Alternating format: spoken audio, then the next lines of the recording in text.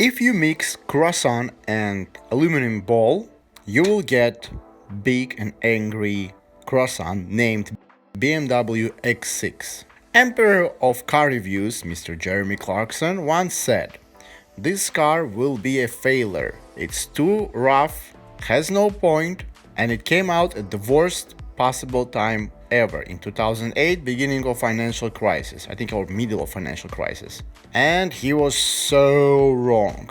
X6 became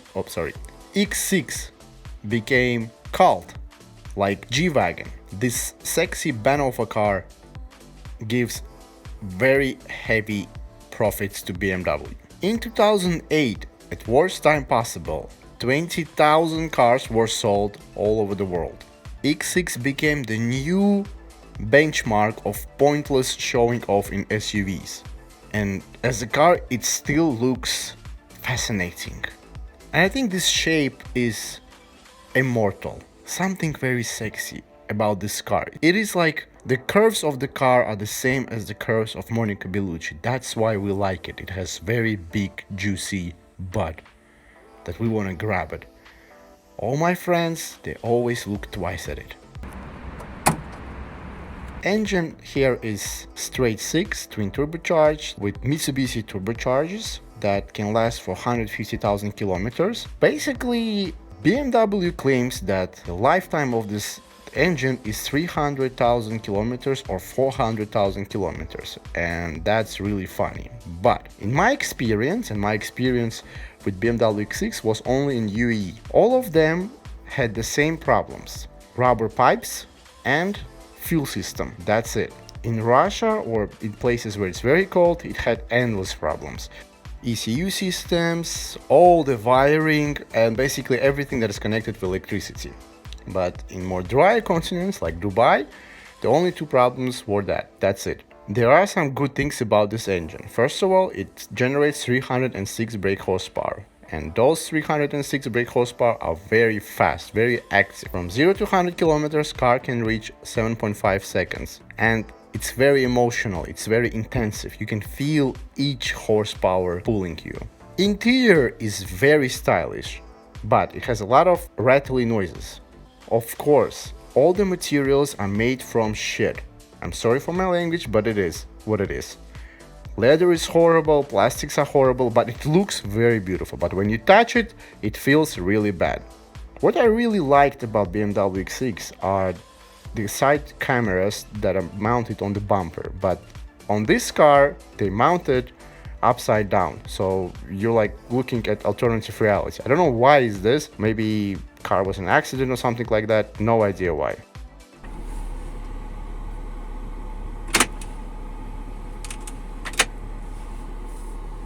Glove box opens really futuristic.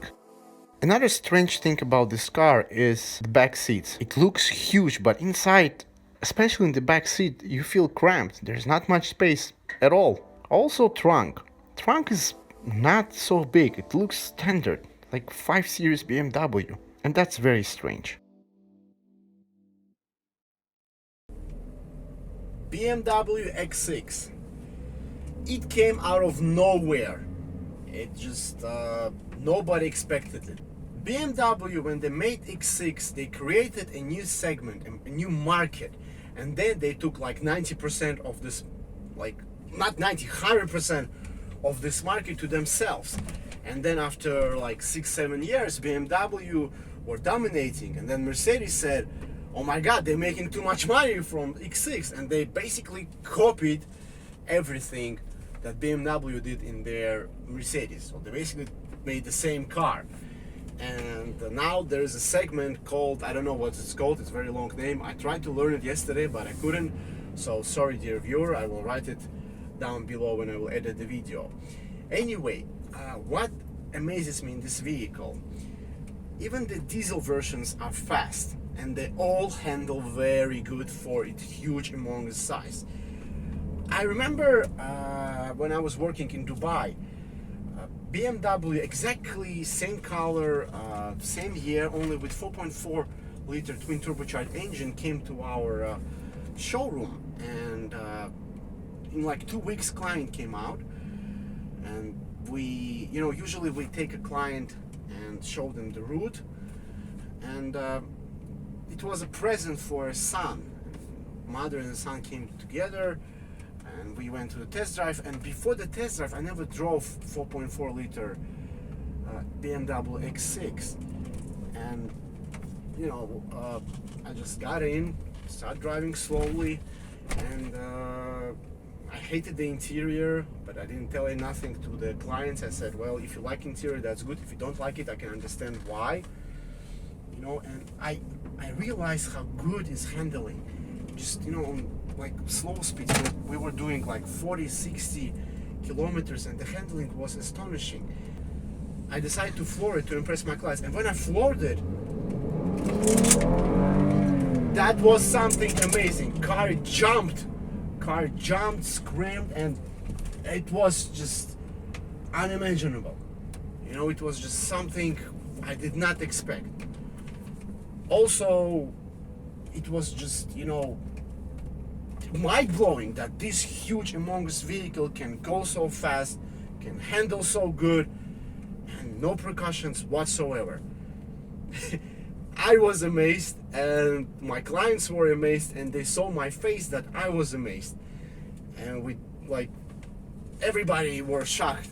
And the boys said, let's buy it, I want this car for my birthday.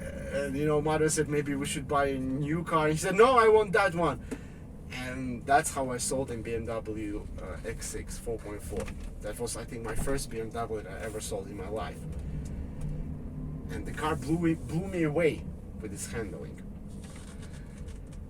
This car has all the emotions in the world. When you buy it, you will experience love, joy, good handling, and then you will experience misery and hate, and just general unhappiness when you will pay for maintenance.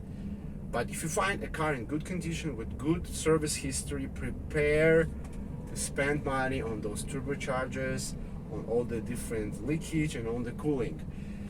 But if you maintain those wonderful turbochargers, they will be grateful, because this dynamic, this performance, 300 brake horsepower from this engine, it's something else. It's not like ordinary 300 brake horsepower.